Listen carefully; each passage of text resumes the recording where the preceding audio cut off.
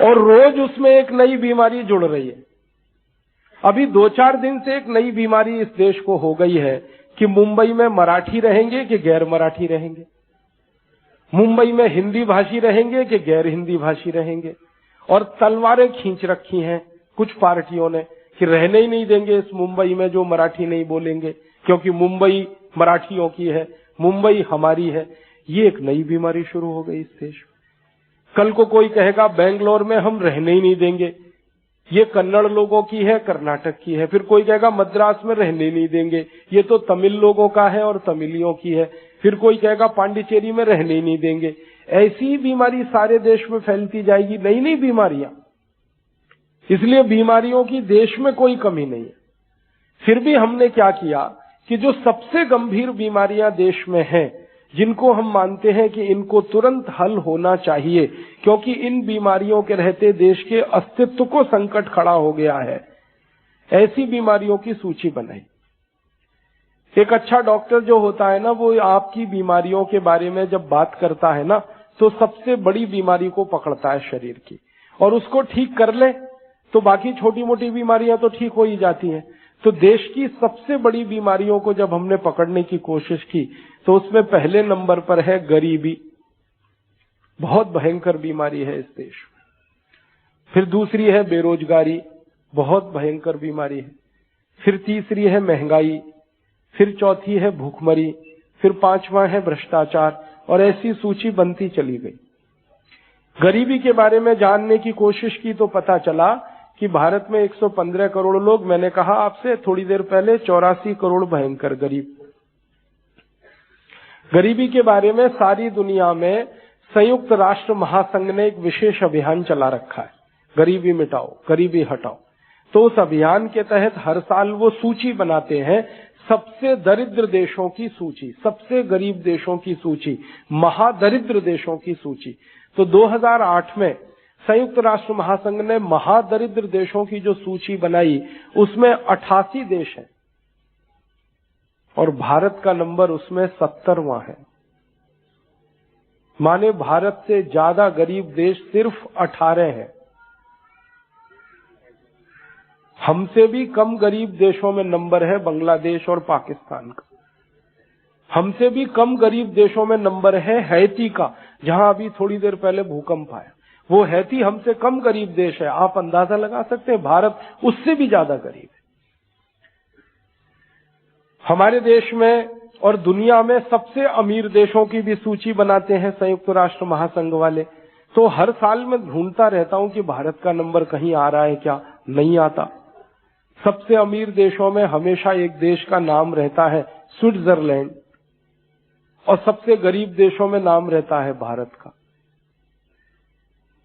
ये स्विट्जरलैंड देश ऐसा है दुनिया में जो कुछ उत्पादन नहीं करता, फिर भी सबसे अमीर है। ये स्विट्जरलैंड एक ऐसा देश है पूरी दुनिया में जिसमें कुछ व्यापार नहीं होता, फिर भी सबसे अमीर है।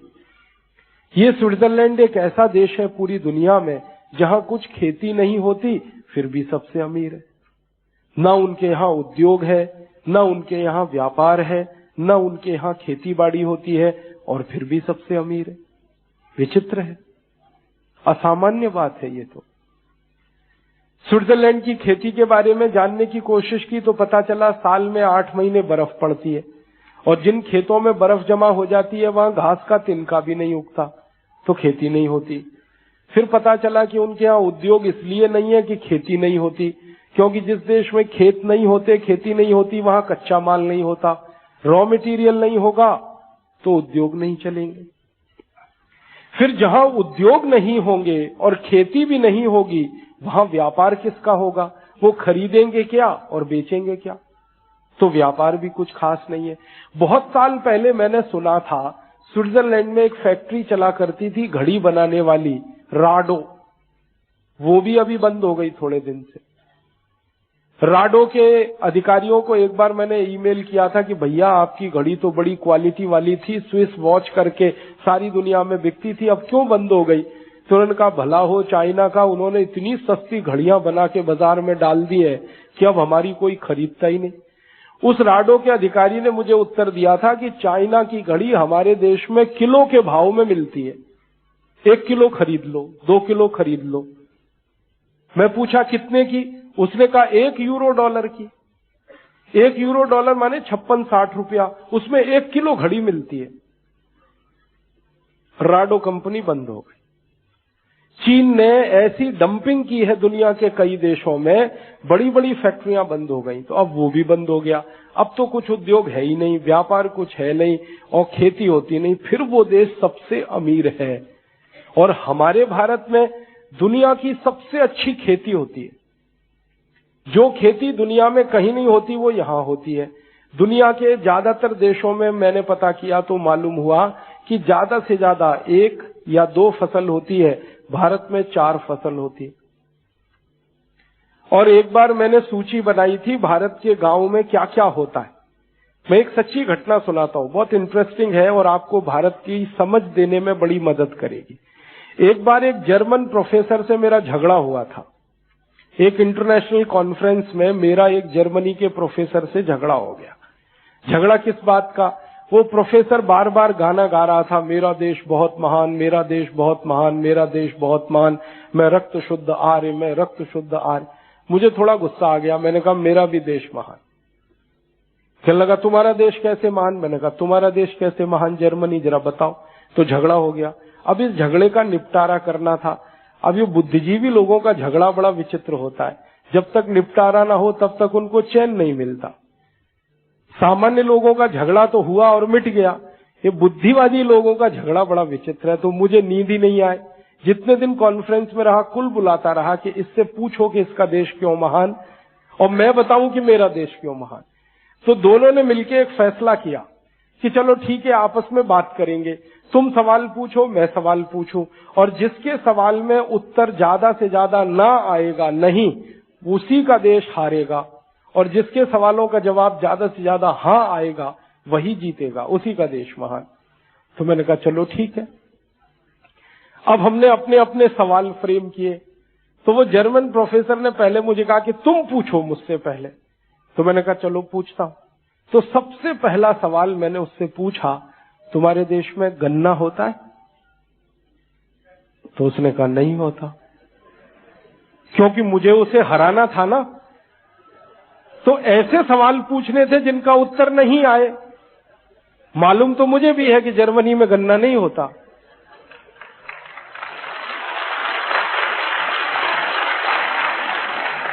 तो मैंने कहा तुम्हारे देश में गन्ना होता है? उसने कहा नहीं होता। फिर मैंने कहा तुम्हारे देश में केला होता है? उसने कहा नहीं होता। फिर मैंने कहा तुम्हारे देश में संतरा होता है? उसने कहा नहीं होता। फिर मैंने कहा तुम्हारे देश में अंगूर होता है? उसने कहा नहीं होता। फिर तुम्हारे देश में लीची होती है? उसने कहा नहीं होती। और ऐसे ऐसे सवाल पूछ के वो परेशान हो गया, बौखला गया, क्योंकि बार बार उत्तर नहीं नहीं नहीं। तो थोड़ी देर में कहता, मिस्टर राजीव दीक्षित, मेरे देश में कोई मीठी चीज पैदा नहीं होती, अब आगे पूछो।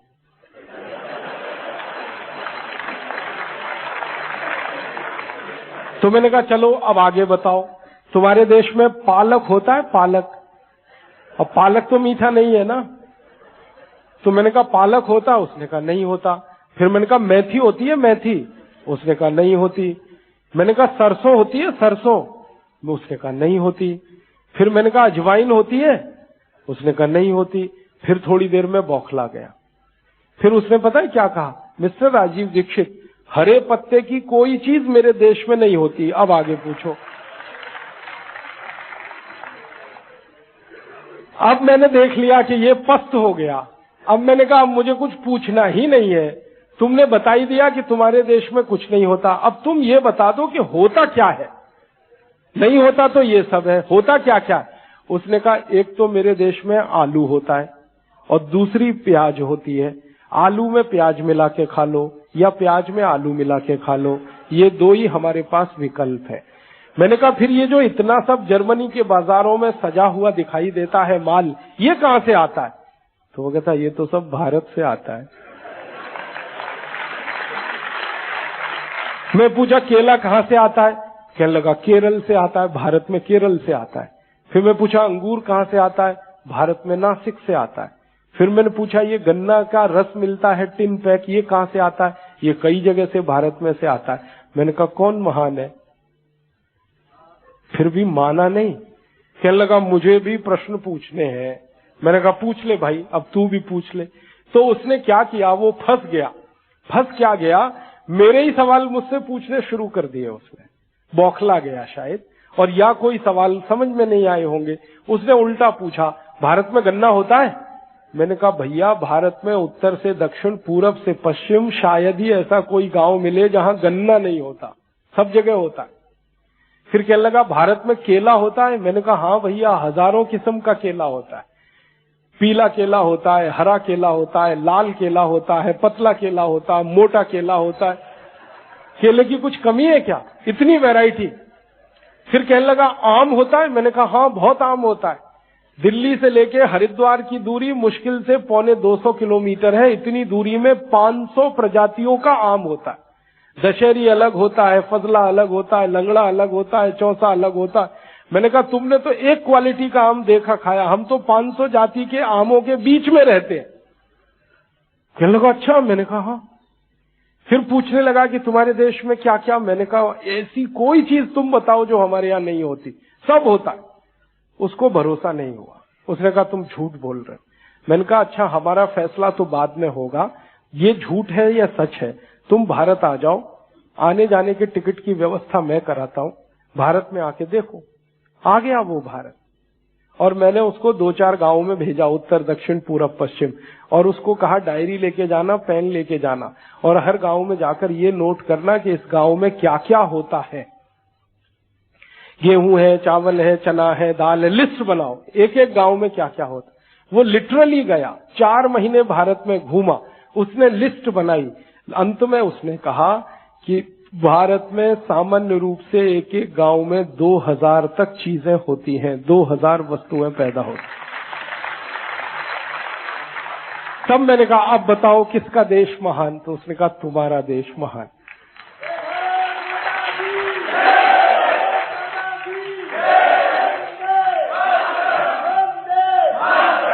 अब जब वो गया ना, तो मैंने उसके साथ एक मजाक किया। मैंने कहा आप बोलो क्या इरादा है? तो उसने कहा भारत में रहना चाहता हूं। मैंने कहा भारत सरकार से परमिशन ले लो। तो उसने कहा परमिशन तो लूंगा, लेकिन ईश्वर से लूंगा, सरकार से नहीं लूंगा। मैं पूछा वो क्या? तो उसने कहा जीसस से कहूंगा, गॉड से कहूंगा कि मुझे अगला जन्म भारत में दे। तब मैंने दूसरा मजाक किया। मैंने कहा तुम्हारा जीसस तो पुनर्जन्म में मानता ही नहीं है। आपको मालूम है क्रिश्चियनिटी में पुनर्जन्म नहीं है, पूर्व जन्म भी नहीं है, पुनर्जन्म भी नहीं है। मैंने कहा तुम्हारा जीसस तो मानता ही नहीं पुनर्जन्म में, अब कैसे? तो उसने कहा फिर तुम बताओ। मैंने कहा धर्म बदल लो और हिंदू हो जाओ, फिर मैं गारंटी देता हूं कि हमारा भगवान तुमको बार बार जन्म देगा और इसी जमीन पे देगा। तो उसने कहा मैं सोचूंगा। फिर वो चला गया। मतलब इस पूरी कहानी से मैं समझाना चाहता था वो ये कि भारत के एक एक गांव में हजारों चीजें पैदा होती हैं, फिर इस देश में गरीबी क्यों? अब हमारे देश में गांव में खेती में इतनी तरह की चीजें पैदा होती हैं, इसलिए उद्योग भी हैं इस देश में। आप सुन के आश्चर्य करेंगे, 5 करोड़ 80 लाख उद्योग चलते हैं इस देश में। सबसे छोटे उद्योग जिनको स्मॉल स्केल कहते हैं, फिर मझोले उद्योग, फिर बड़े उद्योग, सब मिलाकर 5 करोड़ 80 लाख इतने उद्योग चलते हैं। फिर व्यापार है, और व्यापार भी सरकार कहती है लाखों करोड़ों रुपए का है, सामान्य नहीं है। तो लाखों करोड़ों का व्यापार, करोड़ों करोड़ों उद्योग, और खेत में इतना सारा पैदा हो इस देश में, तो फिर ये देश गरीब क्यों? ये समझने की बात है। और एक दूसरा देश स्विट्जरलैंड, जहां कोई उद्योग नहीं, कोई व्यापार नहीं, और वो दुनिया का सबसे अमीर देश।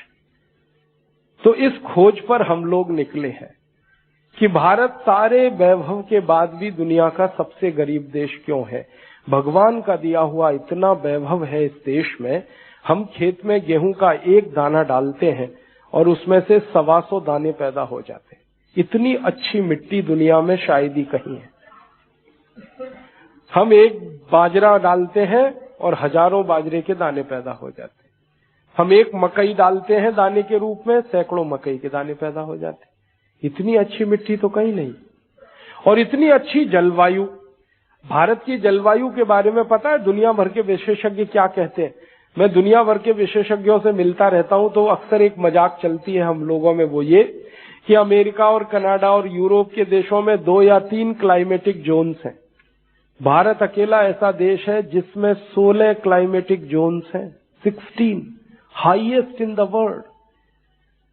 सब तरह की जलवायु इस देश में मिलती है। भयंकर गर्मी वाली जलवायु देखनी हो तो इस देश में है, भयंकर रेगिस्तानी जलवायु देखनी हो तो इस देश में है, भयंकर बारिश वाली जलवायु देखनी हो तो इस देश में है, भयंकर कीचड़ वाला इलाका देखना हो तो इस देश में है, सूखी हवा का क्षेत्र देखना हो तो इस देश में है, गीली हवा का क्षेत्र देखना हो तो इस देश में है। सारी दुनिया में जो क्लाइमेटिक जोन्स नहीं है वो हमारे पास है, 16 क्लाइमेटिक जोन्स। और इतने मेहनती लोग इस देश में कि सवेरे 6 बजे से खेत में काम करना शुरू करें तो 12-1 बजे ही पीठ सीधी करता है देश का किसान, हल जोतते जोतते, जब उसको खाना खाना होता है, और फिर हल जोतने में लग जाता है, शाम 6 बजे तक जोतता रहता है। इतने मेहनती लोग दुनिया में कहीं नहीं है। हमारे देश के लोगों की मेहनत पता है क्या है? विद मूवमेंट मेहनत है। दुनिया के दूसरे देशों में मैंने देखा लोग मेहनत करते हैं लेकिन मूवमेंट नहीं होता शरीर में। मैंने अमेरिका के कारखानों में देखा कि लोग सवेरे 7 बजे से शाम 7 बजे तक काम करते हैं, 12 घंटे, लेकिन एक ही जगह पर खड़े खड़े या एक ही जगह पर बैठे बैठे। भारत के लोग तो एक ही जगह खड़े खड़े बैठे बैठे काम नहीं करते, मीलों चलते हैं रोज अपने दोनों पांवों से। आप में तो मैं देख रहा हूं कि कई किसान भाई बैठे हैं, 1 एकड़ 1 किल्ला खेत को जोतना पड़ता है तो कितने किलोमीटर चलना पड़ता है। इतने मेहनती लोग इस देश।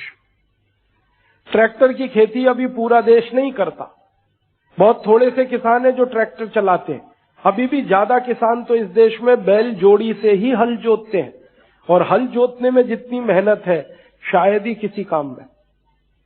तो इतने मेहनती लोग, इतनी अच्छी मिट्टी, इतनी अच्छी जलवायु, खेती इस देश की रत्नगर्भा वसुंधरा, जो एक दाना डालो सैकड़ों पैदा करे। और मैंने तो देखा कि इस देश में कितना वैभव है। जमीन के ऊपर इतना सब होता है, जमीन के नीचे भी बहुत कुछ होता है इस देश। भारत दुनिया का अकेला देश है जहां जमीन के नीचे खुदाई करें तो 90 तरह के खनिज पदार्थ मिलते।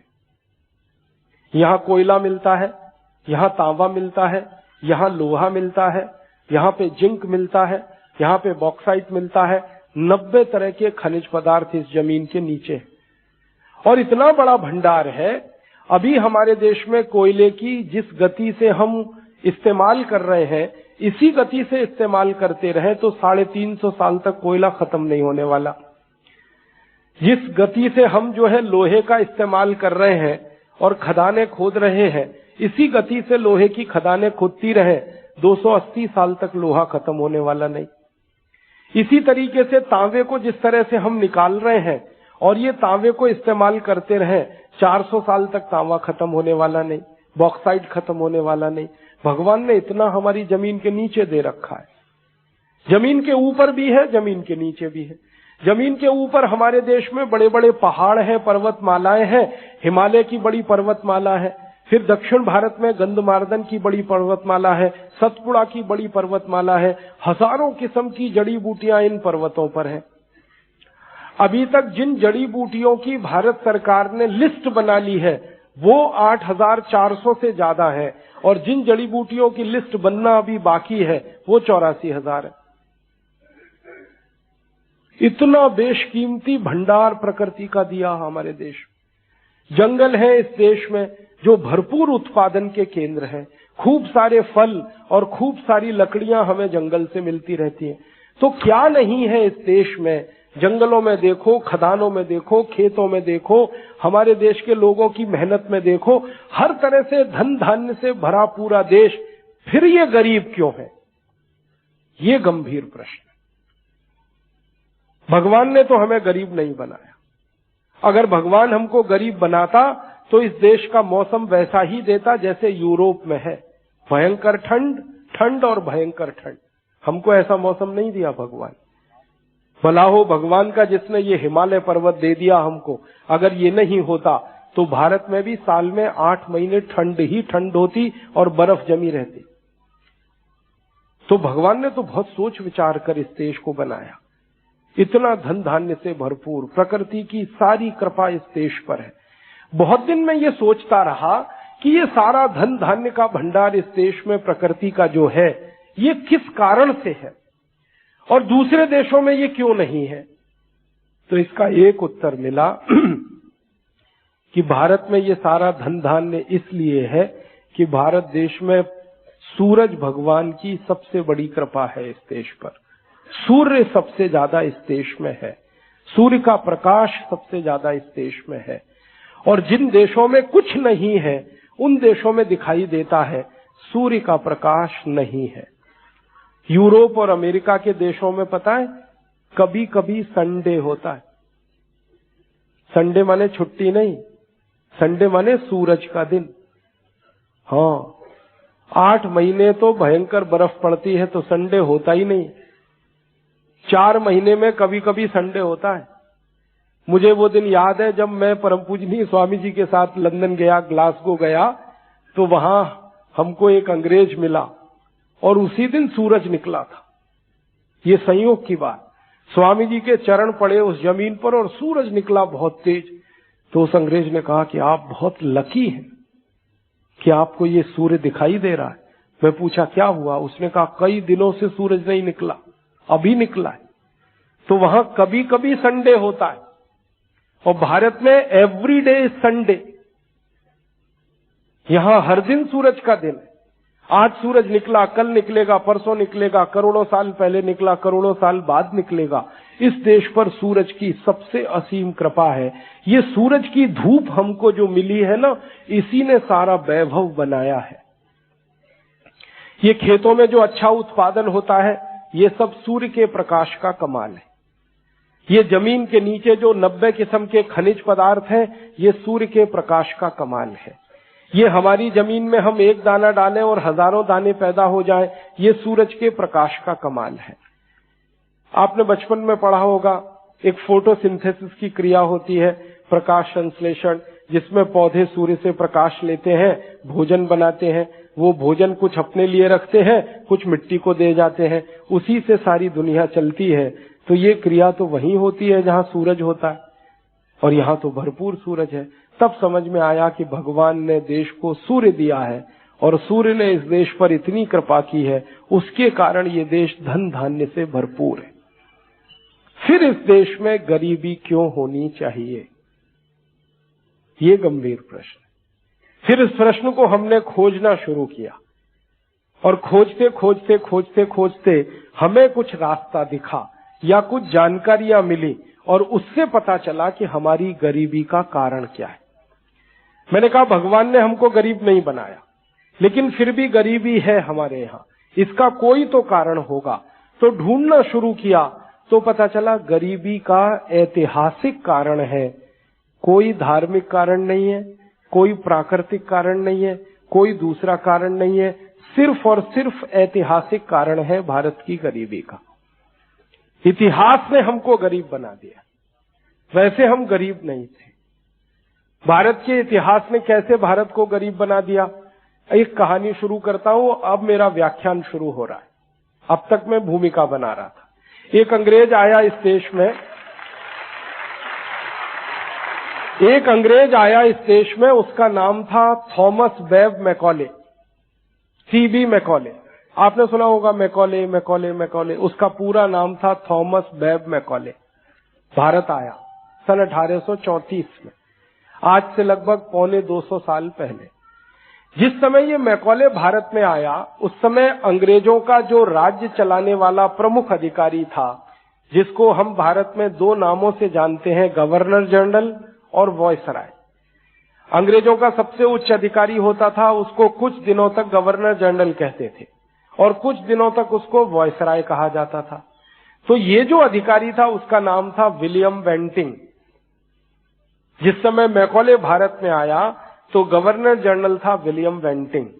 तो विलियम बेंटिंग की जो काउंसिल थी, काउंसिल माने मंत्री पद, मंत्रालय उसका, उसके मंत्री परिषद में मैकॉले को सलाहकार नियुक्त किया गया था। मतलब ये था कि विलियम बेंटिंग कोई भी फैसला लेगा तो मैकॉले से पूछ कर लेगा, और विलियम बेंटिंग को किसी फैसला करने में मैकॉले की सलाह लेनी पड़ेगी। मैकॉले की नियुक्ति ब्रिटिश पार्लियामेंट से हुई थी, ईस्ट इंडिया कंपनी से नहीं। ब्रिटेन की संसद ने उसकी नियुक्ति की थी, भारत के गवर्नर जनरल की काउंसिल का एडवाइजर बनाया था। उस हैसियत में वो भारत आया और भारत आके घूमा, उत्तर दक्षिण पूरब पश्चिम सारे भारत में घूमा। घूमने के बाद उसने एक स्टेटमेंट किया, और वो स्टेटमेंट बहुत महत्वपूर्ण है हम सबके लिए। वो स्टेटमेंट उसने पार्लियामेंट में भी किया, अंग्रेजों के अधिकारियों की मीटिंगों में बार बार कहा, उसने वो अपने पत्र में लिखा, अपनी डायरी में लिखा, अपनी किताब में भी लिखा। वो स्टेटमेंट क्या है? 2 फरवरी 1835 को मैकॉले कह रहा है, I have travelled length and breadth of this country India. मैंने भारत का सारा इलाका देख लिया। लेंथ एंड ब्रेथ का माने वो एक मुहावरा है अंग्रेजी का, उत्तर दक्षिण पूरब पश्चिम, मैंने सारा भारत देख लिया। I have travelled length and breadth of this country India, but I have never seen a person who is a beggar and who is a thief in this country India. वो कहता मैंने एक आदमी भी भारत में नहीं देखा जो भिखारी हो और चोर हो।